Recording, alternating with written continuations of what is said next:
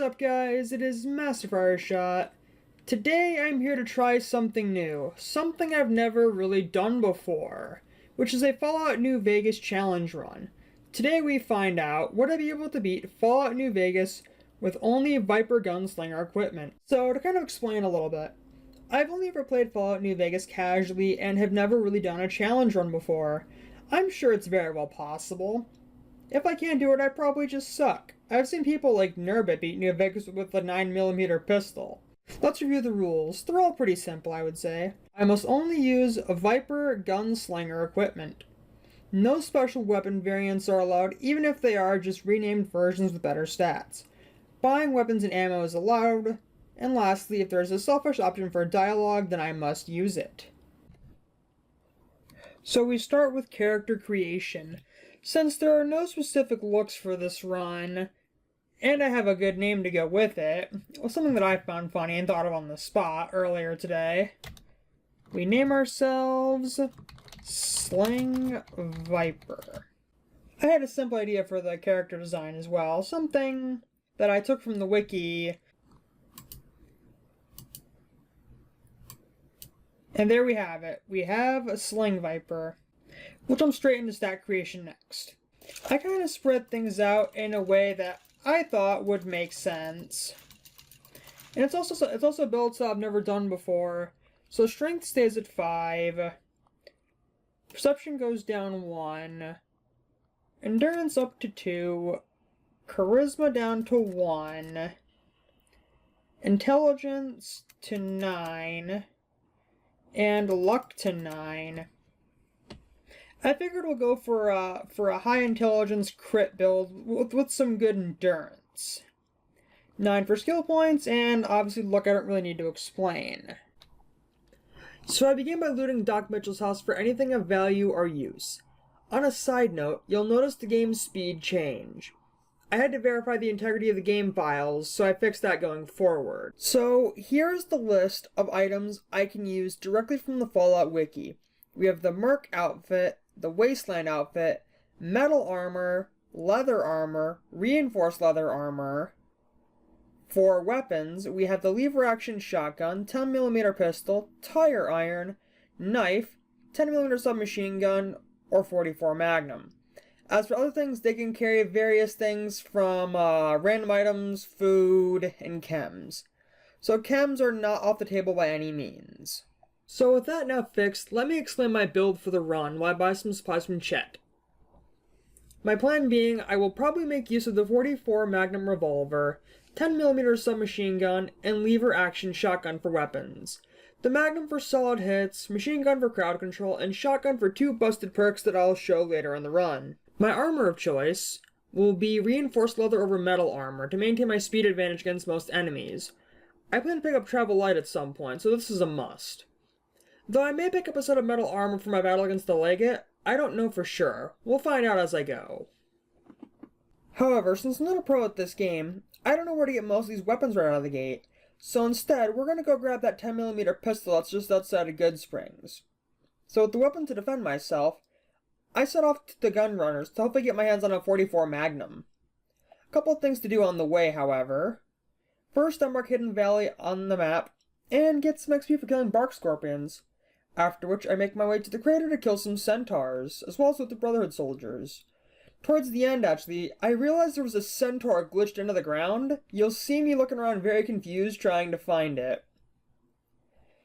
I do get kind of annoyed, however, because my weapons condition gets really bad after the fight. I also realized recording later footage that I had repair kits from the DLC, but I have a bad habit of saving them for far too long and forget I have them when I actually need them. Now with all the XP from killing, I reached level 2. I put the points into guns, speech, and barter. Why barter? Because it being at 19 rather than 20 just bugged me, plain and simple really.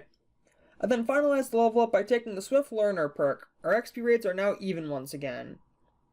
Just outside of Prim, I found a prospector, and took her submachine gun. I got a better weapon now, so let's keep moving. While roaming, I come across that usual merchant caravan with the Legion waiting to ambush them. Things are different from usual. Unlike my casual runs, There was an NCR patrol nearby and actually killed the Legion. So I got some additional loot, both NCR, Legion, as well as some stuff from the merchants. Some extra caps are definitely nice to have. I then come across some Vipers outside of Novak. They apparently think I betrayed them or something. They shot me on sight. It's probably the outfit. Didn't match theirs. Man, I hope I don't have to kill more Viper comrades later. We finally reach Novak, and I check if Cliff Briscoe has any 44 Magnums on hand. He does not. I do, however, get my hands on some 10mm pistols to repair my own, which was nice. The final interesting thing to happen on the journey was what I thought was more Viper comrades, but apparently word spread about me and they were hostile on sight. I don't think that was that bad of a Viper, man. They even made me burn through all my 10mm ammo and forced me to use the tire iron to finish off their leader. It was here, however, that I did get my hands on some leather armor. Reinforced, actually. So the build's pretty much topped off, but I'll keep an eye out for a set of metal armor as I continue the run. Finally arriving at the gun runners. Damn it, no 44 Magnum. I did buy some 10mm ammo, some 44 rounds for later, and failed to get a set of metal armor. I also had everyone's favorite jump scare guy appear while waiting for the gun runners to reset. Malcolm Holmes once again startled me. And paid for rather quickly, might I add. The final bit is me checking Mick and Ralph's for a Magnum. Still no luck. Man, it's that thing where the moment you need something you'll never find it, but the moment you don't, you'll find tons of it. And spoilers, it was true. Anyways, with a 10mm pistol and machine gun in hand, I return to Good Springs to do the tutorial stuff and deal with the powder gangers. I quickly pass all the skill checks to gain the help of the townsfolk, and then I utterly obliterate the powder gangers. Reinforced leather armor, a 10mm pistol, and a dose of Med-X might have been a bit much, I guess. I do end up grabbing the snow globe and make my way to Prim to deal with the convicts. Yeah, it was easy. Again, reinforced leather armor and 10mm pistol was too much for them. I level up after killing them, and here's the level breakdown. Points are split between medicine and repair, with my chosen perk being educated. After some research, I decided to make my way to Freeside to get my 44 Magnum. I found Old Ben has one, and I stress this quite thoroughly. We went into aggressive negotiations, meaning negotiations with a gun. After that discussion, it appears Freeside doesn't like me all that much. I then make my way to the cons. I encounter Cook and his group along the way. I finally get my shotgun here, so the build is nearly complete. Though upon reaching the cons, I realize I don't have a high enough speech skill to make new drugs, so that takes a back seat for now. Well, no time for that. Time to increase the build's power. I return to Novak and do Boone's side quest to get his beret. It offers a 5% critical hit chance increase. Later on, we'll double down and take Finesse to capitalize on this. Skipping ahead of some leveling and cap making, we enter the strip and go into the tops, guns blazing. We get the platinum chip, then go over to the Lucky 38, turn it, alongside some snow globes in for a bunch of caps. After which we return to the cons and teach Jack how to make everything except Hydra. Something I do on my way to the Cove is go to Boulder City to settle things between the cons and NCR, to gain some NCR rep and some con rep which I'll make use of shortly.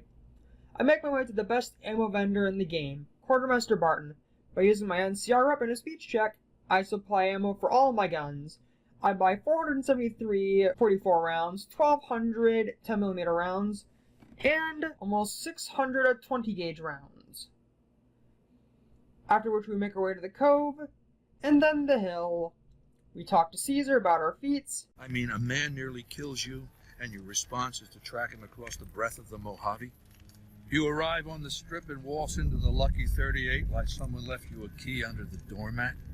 You assassinate the head of the chairman in his own casino and get away with it? Then something happens to Mr. House's robot, some kind of military upgrade. When you set your mind to something, you get results. I like that. And man, I gotta say, we are pretty awesome. Not feeling my ego, moving on. Time to enter the bunker and go do Mr. House's task, which was quite easy thanks to the Magnum. It blew through all the enemies without an issue, and I mentioned earlier I forgot Boone was hostile to the Legion. This is the first time I was going to the Cove, and I had Boone with me, so I had to reload and redo it. I did some more grinding off-cam, both XP and caps. I leveled up and recorded the stats, which you will now see. From there, I make my way to the Boomers and meet everyone's favorite con artist who hangs out near Nellis Airport. I take George up on his wager, get inside quite quickly, go back to him, get my money, and then kill him, because God knows how many people he's killed doing this. From there, we quickly handle all the Boomers' personal problems, fix the solar panels, heal the patients, and retrieve the bomber. I return to Mr. House, and he sends me to sort out things with the Elmurdas. There's one issue, however. I am a Nurbit fan. So, yeah, the footage speaks for itself. I kill them. No issues there. However, Mr. House wasn't happy with my handling of the situation, so he quickly gets his revenge for ruining his plan by sending me to deal with the most annoying faction of all this run. The Brotherhood of Steel. If I'm being honest, this was the hardest part of the run. He wants them wiped out, so I have little choice in the matter. Now the annoying part of this faction. Their power armor repels all manner of weak or small firearms. Like nothing at all. So after killing the opening guards, which was quite costly for me, and for those wondering, armor-piercing rounds weren't on the table because the guns I used don't even have access to that type of ammo. Once I got inside the bunker, I was walled by the first floor and kept trying to brute force my way through. I wasted armor, drugs, and ammo for very little in return in this first section. After little progress with a lot of effort, I decided to go wiki diving to try to find an answer.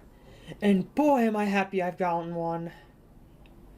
There's a special 20-gauge slug, known as a pulse slug, added by the Gunrunners DLC. It specializes in robotic and power armor-based targets. Now, armed with pulse slugs, I try again, and get shredded when a group of 3 guys come in. So, let's do a basic RPG tactic lesson to explain how I'm gonna go forward with this. When dealing with a group of difficult enemies, there are a number of ways to make life easier on yourself. I chose 4 tactics to make this work in my favor. Number 1, have Boone as a distraction. 2, funnel enemies into narrow passages. 3, did my best to get funneled enemies into one-on-one situations. And 4, kill any weaker enemies so my odds go up. This ultimately did work, though it costed me a lot of stim packs, tons of armor durability, some 44 special rounds, and a bunch of pulse slugs. But eventually, I managed to force my way through the bunker, leaving a large pile of bodies and limbs in my wake. I kill Magnemire, Harden, and Taggart to gain their card keys, and set the base to blow. And for all my troubles dealing with the Brotherhood, I get rewarded with a large number of caps that I am unable to spend for the rest of the run. Mr. House seems to be feeling a lot better after I told him my suffering against the Brotherhood. So, he decided to let me do some easy tasks before we jump into the battle at the dam. Task number 1. The protection of President Kimball. I've sided with the NCR in casual runs before, so I know all the dangers. I find the guy with the detonator and steal it quite literally in front of his face without him noticing. Next, I go up to the tower to find the Legion sniper and casually miss the ranger being thrown off the edge. It is for you that I have come here. Go down, check his corpse, then return to out the fake ranger and kill him. And with that, boom! We've saved the president and now can begin the last task before the end of the game. Task 2. I had quite the embarrassing run getting to the substation. I got lost, so yeah, I've played New Vegas before. So I walk into the station, install the chip without issue. However, things get out of control when I walk out of the station. I'll let the footage play unedited for you guys to see. They're gonna chase me all the way across!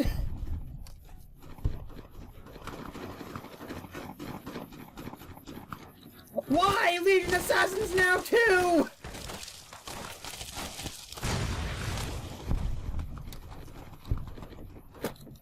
Because I found it quite funny watching it back. my panic at the substation, I fast travel back to Mr. House and begin the end of the game. I begin the final battle at the dam. I choose not to let Boone see my potential war crimes and have him remain at the start. I run into the dam, welds in with the Legion as they spawn. I get to the entrance of the power room, then lie to the two heavy NCR troopers about their superior being in danger, so they run off. I can then reroute the power at my leisure without making the NCR hate me any more than they do. After that, I run to pull the lever inside the dam, and spend quite the embarrassing amount of time trying to escape. I also forgot to record my footage of the run across, but it wasn't much to see. I ran most of it without firing a shot, so it doesn't really matter. I kill a few grunts, get to the boss arena. Time to psych myself up. Let's do this. I approach the Legate recklessly a few times and lose hard. I upped my machine gun and shotgun perks would help, but that didn't work. They're armed better than me and have numbers on their side, so it's really no contest. After a few deaths, I run through the dialogue options to make the Legate fight me one-on-one. It still takes a couple tries. I relied heavily on the buckshot rounds for the shotgun. They have an increased chance of triggering and stay back. It still took me quite a while since my damage output was so low.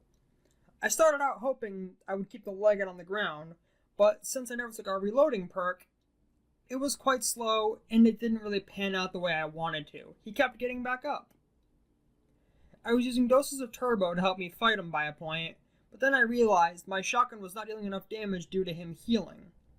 So, as you'll see, I switched to my machine gun for the rate of fire over damage.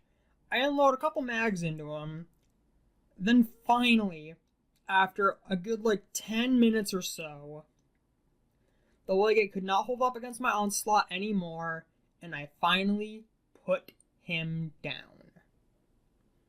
And with that, I can say yes. I can beat Fallout New Vegas with only Viper Gunslinger equipment.